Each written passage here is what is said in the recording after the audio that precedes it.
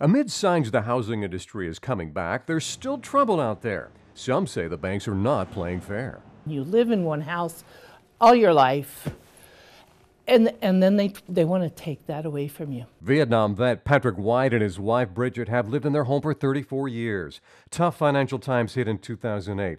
Both are now on Social Security's supplemental security income. And after 3 years of going back and forth with Chase Bank, they say Chase told them to take this loan modification deal or leave it in 2011. They took it reluctantly. When you apply for a remodification, it means you're trying to modify the terms of the loan and lower your payment. You just want to pay a little less so you can afford to eat. But that's not what happened for the Whites. Chase offered to reduce their principal by $150,000, but the bank kept their interest rate the same at 6.75%. Chase also rolled the Whites' taxes and insurance into the loan modification. The final result? Their loan modification payment actually increased by $159 a month to over $3,200. The Whites wanted help, but thought they were being taken advantage of. This greedy attack.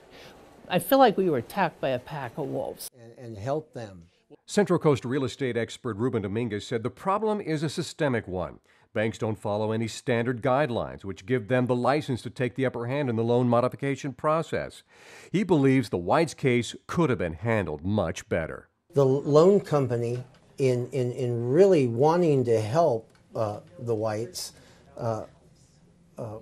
should have probably adjusted their interest rate as well. Dominguez said what's troubling is unfair loan modifications are still the norm. How much is this happening out there, this scenario, Ruben? It is happening probably 80% of the time, and 20% of the people are actually getting a decent modification.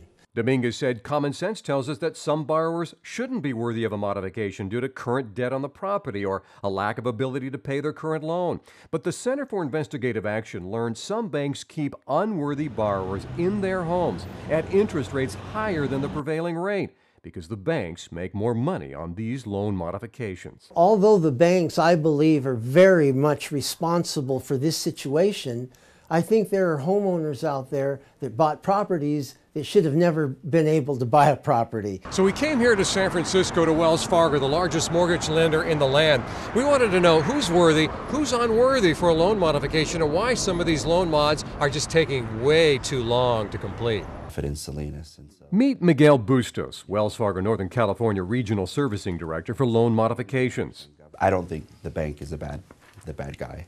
Bustos said Wells Fargo has led the way in creating a single point of contact for distressed borrowers to minimize confusion in the loan modification process. He says each group of loans is owned by different entities, such as private investors or the government. And these loans have specific qualifications as to who's worthy for consideration. So qualifying takes time. It could be a lengthy process. It could be complicated. You know, we're asking for a lot of paperwork. But it's necessary paperwork. But in the meantime, homeowners are falling further behind as they wait for the banks to even come back with an offer on a loan modification. Even so, Bustos says borrowers should call the bank as soon as they know they can't make a payment. I think it's really about building that bridge and communicating with your lender. As for the Whites, Chase spokesperson Amy Bonatadovas told us in a statement, quote, "We provided a principal and interest reduction where their payment actually went down $200 a month. But we also added an escrow account, which eliminated their out-of-pocket expenses and added them to the monthly payment, which ended up being $159 more a month than they were paying." Bonatadovas also says, quote, "Each homeowner's financial situation is different, so we look at every loan on an individual basis." But Ruben Dominguez says that's part of the problem.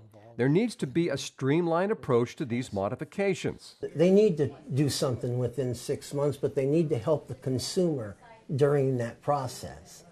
And if we can get them to do that, if we can get legislators to pass laws that will force them to do that, we can straighten this whole mess out. I reached out to Central Coast lawmakers who told me the $17 billion national mortgage settlement passed by Congress that took effect in California January 1st of this year is the first step in making the loan modification process more equitable.